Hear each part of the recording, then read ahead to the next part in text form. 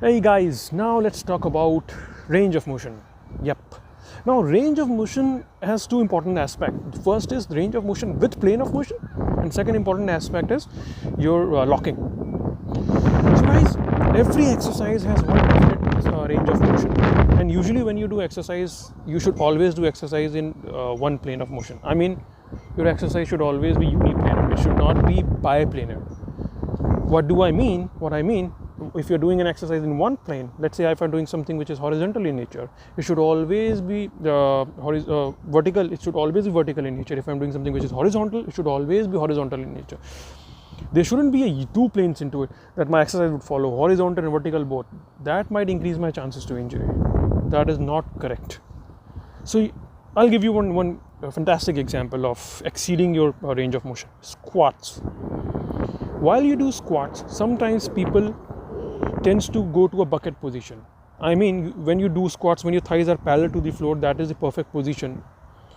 Imagine an imaginary line which passes through your knees, through to your buttock, to your back.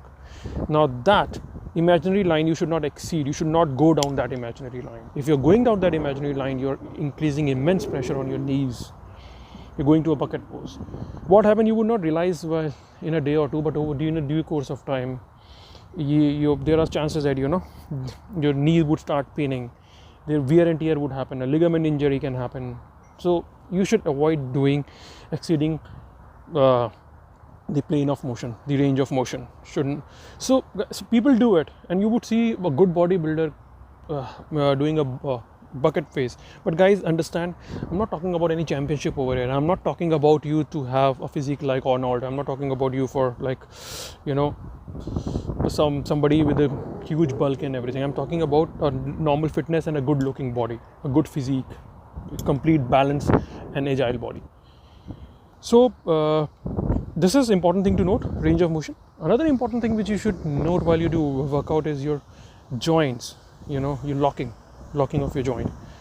And this is also a frequent case with most of the beginners. I have seen they're locking their joints when they do exercise. For example, if you're doing leg press on a leg press machine, when they go to the starting position, they keep their knees like this. Their knees are locked. This put immense pressure on your knees, and there are chances your knee might get damaged.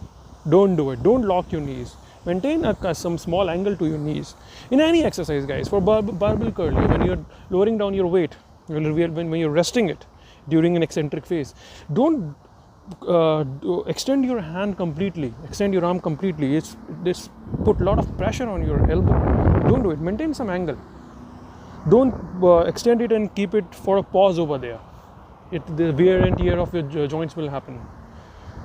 So guys, locking should be avoided. I'll prepare a separate video on what are the plane of motion and how on what exercises what all are called locking.